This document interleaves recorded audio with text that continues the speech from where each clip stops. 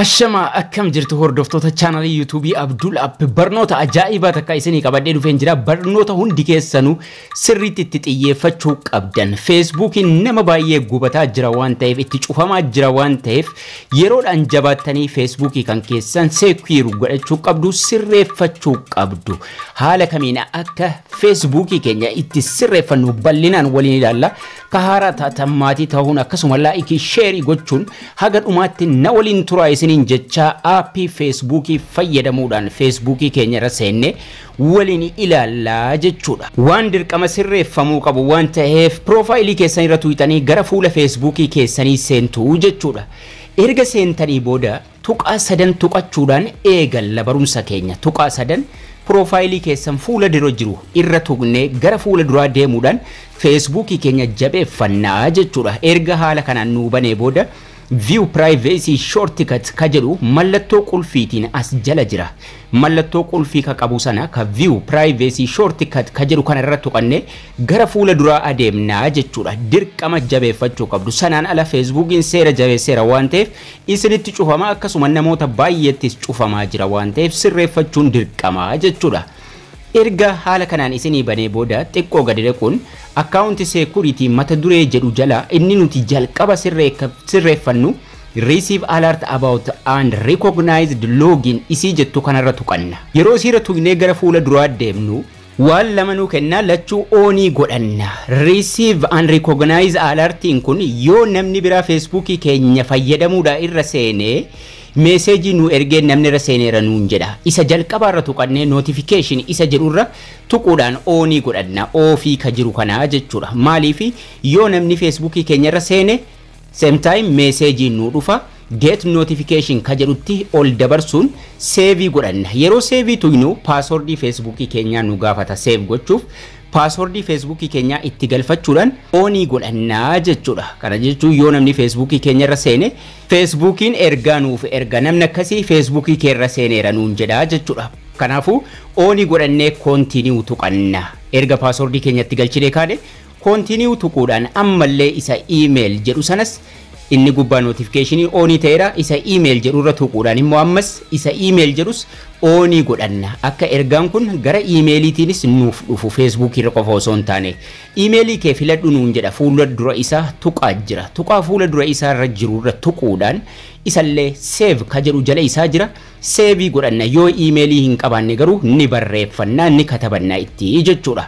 Facebookii keenyatti emailii galfanna. Akka namni salphaatti irra hin seenne inni kun egaa karaa salphaa isa ittiin Facebookii keenya eeggannu keessaa isa tokko jechuudha. Tuqaa kana emailii fuula duratti tuqne save ka jedhu tuquudhaan save godhanna. Erga kana save goonee lachuu onii ta'e inni lammaffaa fi inni jabaan use two factor authentication ka jedhu kanarra tuquudhaan gara fuula duraa adeemna. Isa kana hundi keessanuu sirriitti qajeelfachuu qabdu jechuudha. Help protect your account. Accountii kan kee sirreeffadhu jabeeffadhu nuun jedhaa jira. Ka gidduurra kaayyanna text message SMS isa jedhu isa gidduurra kaayyanna jalqabaa jechuudha. Yoo namni biraa itti seenuudha jedhe koodii akka ni gaafatu gochuuf jechuudha. Yoo bilbila dhabnes isa jedhus itti deemaa jirra. Isa jalqaba osoo hin taane isa gidduurra kaayyannee isa gidduu sirreeffanna jalqaba.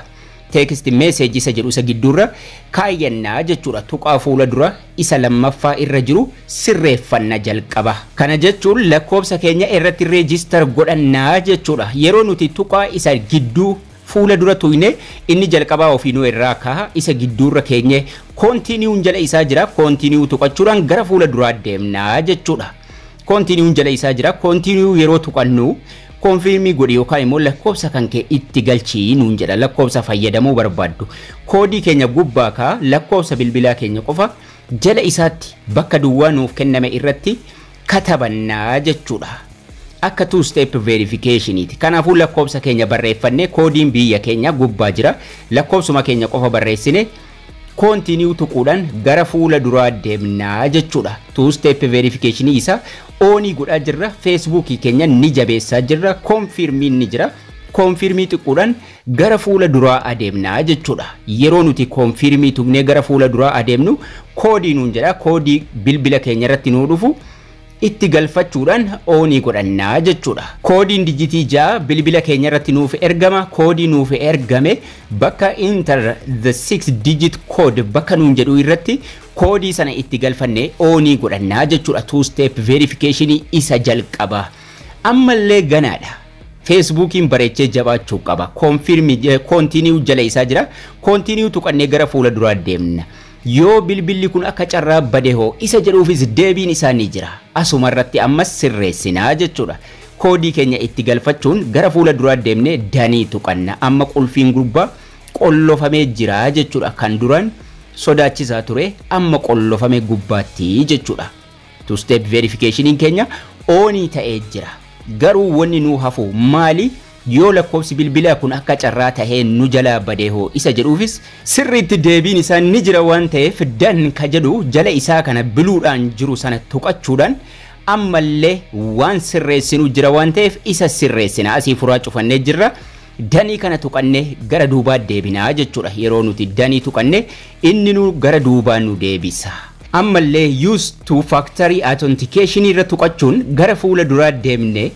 Yeroo nuti gara fuula duraa adeemnu qulfuraan keenya gubbaadha cufamee jira. Lakkoofsi bilbilaa itti seenee jira nuun jedha. Haa ta'u malee yoo akka carraa ta'ee lakkoofsi bilbilaa kun badee koodii waan irratti nu ergamu hin qabu. Facebookiin sun ni badaa jechuudha. Add backup method karaa ittiin Facebookii kan kee argachuu dandeessu deebiftee argachuu dandeessu karaa biraa itti godhadhu nuun jedha. Wantoota sadiitu achi jala nuu jiru. Recovery code waan jedhu irra tuquudhaan xiyya fuula dura isaarra jiru tuqne gara fuula duraa adeemna. Recovery code ka jettu kun as jirti. San tuqachuudhaan gara fuula duraa yeroo deemne koodii hedduu tokko nuu kenna. Koodii kana maal godhinuun jedha. Copy code jedhee jala isaatti koodii kana koopii godhadhu lafa kaayyadhu nuun jedha. Akka ajaja isaatiin nutis maal goona koopii godhanne lafa kaayyannaa jechuudha. Yookaan waraqaa irratti barreeffannaa jechuudha. Bakka ta'etti bakka hin fagaannetti bakka yeroo mara argachuu dandeenyutti barreeffannee lafa kaayyannaa jechuudha. Koodii kana tokkoon isaa ni fayyadamna. Tokko qofaa miti. Use recovery code to log in if you lose your phone nuun jedha inni nu. Koodii kana kan itti fayyadamtu yoo lakkoofsi bilbilaa akka carraase jala badee koodii kana fayyadamtee seenuu dandeessa nuun jedha. Kanaafuu koodii kana koopii godhannee lafa kaayyannaa jechuudha. Kana jechuun lakkoofsi bilbilaa nu jalaa badus homaa rakkinni takkittiin hin jiru. Koodii kurnan asin nu kenname kana fayyadamnee salphaatti Facebookii keenya deebifannaa jechuudha. Namni paaswordii isaa beekus irra seenuu hin danda'u. Lakkoofsa bilbilaa oon godhannee jirra. Yoo namni akka carraa ta'ee irra seene akka notificationii nu dhufu gooneerra recovery codes oonii godhannee fudhannee jirra jechuudha. Screenshot godhannee jirra jechuudha. So dirqama Facebook accountiin takka karaa kana sadaniinu oonii godhamuu qaba jechuudha.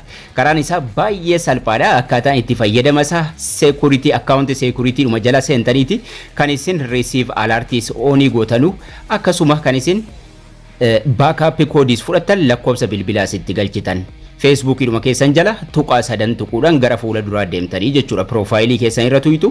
Sanaan booda tuqaa sadan profaayilii keessan fuula dura jiru irra tuqxu. Erga tuqaa sadan tuqxanii booda view privacy shortcut ka jedhu ka mallattoo qulfiitiin jiru kanarra tuqxanii mata duree security jala deemuudhaan mata duree security jala Facebookiin keessan akka lammata baduu hin dandeenyetti mata duree kana jala seentanii sirreeffattu jechuudha. Steppiin isaa baay'ee salphaadha. Sirreeffadhaan isiniin jedha. Egaan barnoonni keenyas kana fakkaata. Akkasin irraa barattan abdii guddaan qaba. Haga barnoota kutaa itti aanu walitti deebinutti turtii gaarii nagayaan tura.